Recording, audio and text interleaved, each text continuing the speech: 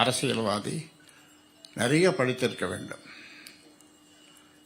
கணிதம், வரலாறு, தத்துவவியல், இப்படி என்னென்ன பாடங்கள் இருக்குது அவ்வளவையும் அரசியல்வாதி படித்திருக்க வேண்டும். அப்படி படித்தால் தான் முடிவெடுக்க முடியும், மக்களுக்கு சேவை செய்ய முடியும். அதிகாரிகளை கூட வைத்திருக்கலாம், அவர்கள் முடிவுக்கு விடக்கூடாது. ஏனென்றால் இப்பொழுது தமிழ்நாட்டை ஆண்டவர்கள் பெருந்தலைவர் கர்ம வீரர் காமராசர், ஓ.பி. ராமசாமி ரெட்டியார், அதே போன்று எம்ஜிஆர், கலைஞர், இவர்களெல்லாம் 10-12க்கு மேலே படித்தவர்கள் அல்ல. ஆனால் அவர்கள் அதிகாரிகள் செக்ரட்டரி சொல்வதை இவர்கள் கேட்கவில்லை. இவர்கள் சொன்னதைத்தான் அவர்கள் கேட்டார்கள். கலைஞர், கர்ம வீரர் காமராசர் நிறைய பள்ளிக்கூடங்களை திறந்தார், தொழிற்சாலைகளை கொண்டு வந்தார், அணைகளை கட்டினார், பகல் உணவு திட்டத்தை கொண்டு வந்தார். இதெல்லாம் அதிகாரிகள் வேண்டாம் என்று சொன்னார்கள். ஆனால் மிகப்பெரிய படிப்பை படிக்காத காமராசர் இதையெல்லாம் கொண்டு வந்து சரித்திரத்தில் இடம் பெற்றார். அதே போன்று எம்ஜிஆர் சத்துணவு திட்டம் இன்றளவும் அவருடைய திட்டம் நடைமுறையில் இருக்கிறது. அதே போன்று கலைஞர் 3 விதமான இடஒதுக்கீடு, அதை பற்றி எல்லாம் நீங்கள் பேசினார்கள். ஆக அரசியல்வாதிக்கு படிப்பு வேண்டும், நிறைய படித்திருக்க வேண்டும். அதே நேரத்தில் நல்ல செயலாளர்களை வைத்துக்கொண்டு அவருக்கு உதவியாக அவர்கள் இருக்க வேண்டுமே தவிர அவர்கள் சொல்வதெல்லாம் கேட்கக்கூடாது. அந்த வகையில் பழைய நினைவுகளை எல்லாம் ஒவ்வொன்றாக இன்னும் நிறைய நினைவுகள் இருக்கிறது. இன்னொரு புத்தகம் வரும்போது வரலாம், எழுதலாம், அவ்வளோ நினைவுகள் இருக்கிறது. ஆக இந்த நினைவுகளெல்லாம்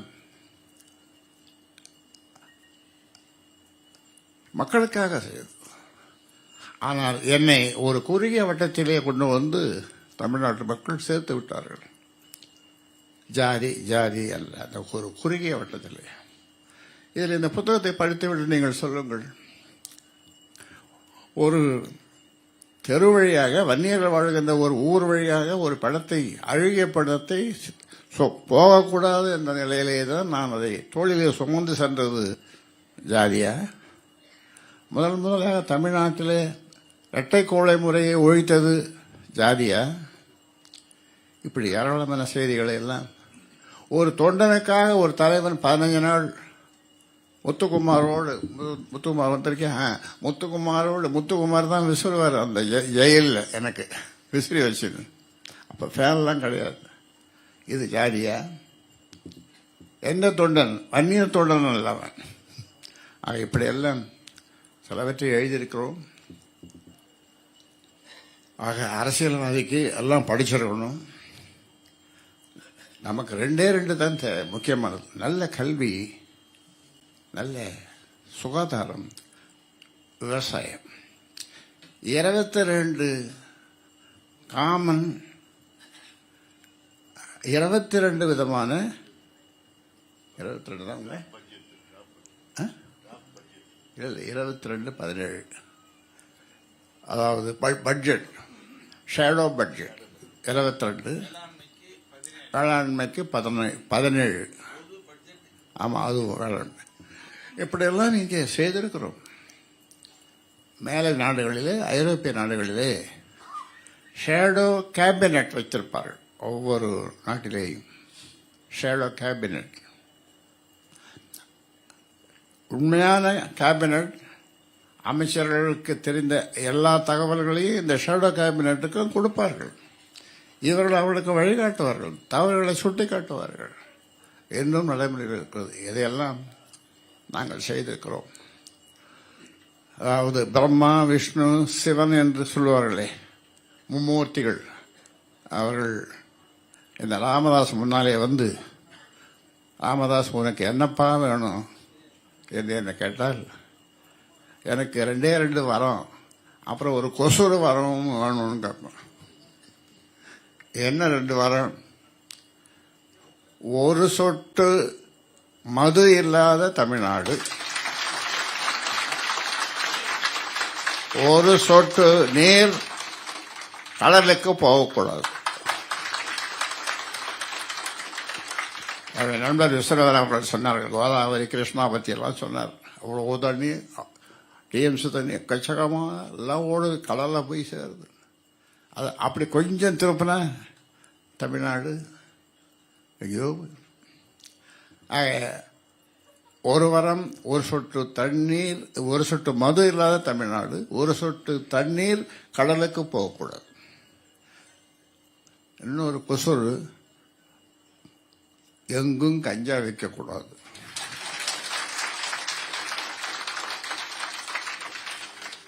இப்பொழுது நீக்கமர நிறைந்திருக்கிறது தமிழ்நாட்டில் கஞ்சா விற்பனை.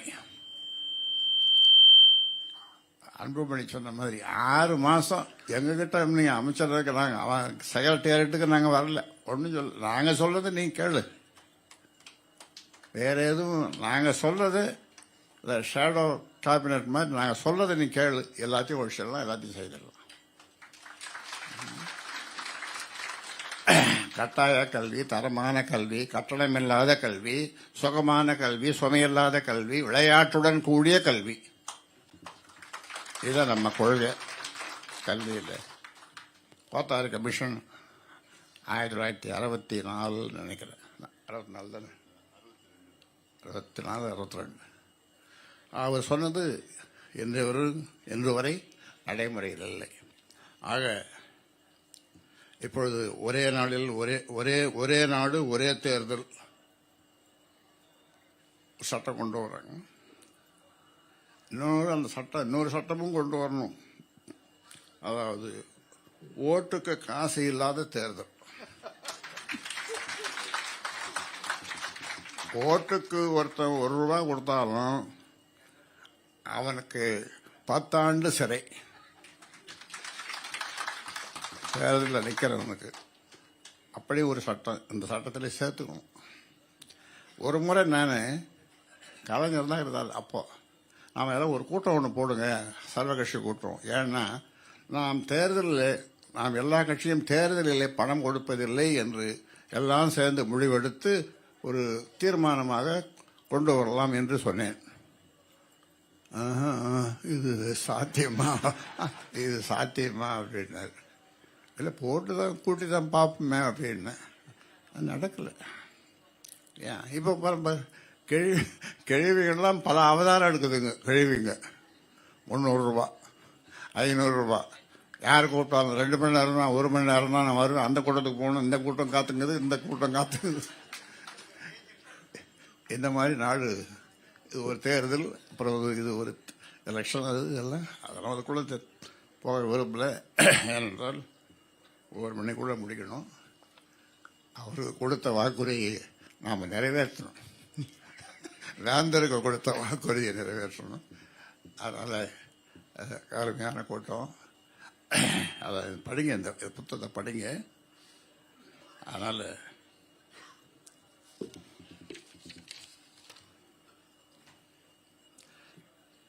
நான் மீண்டும் சொல்லுகிறேன், நான் அரசியல்வாதி. என் தொழில், நான் அரசியல்வாதி, என் தொழில் போராடுவது. என் தொழில் போராடுவது. அதனால் நான் போராடிக்கொண்டே இருப்பேன்.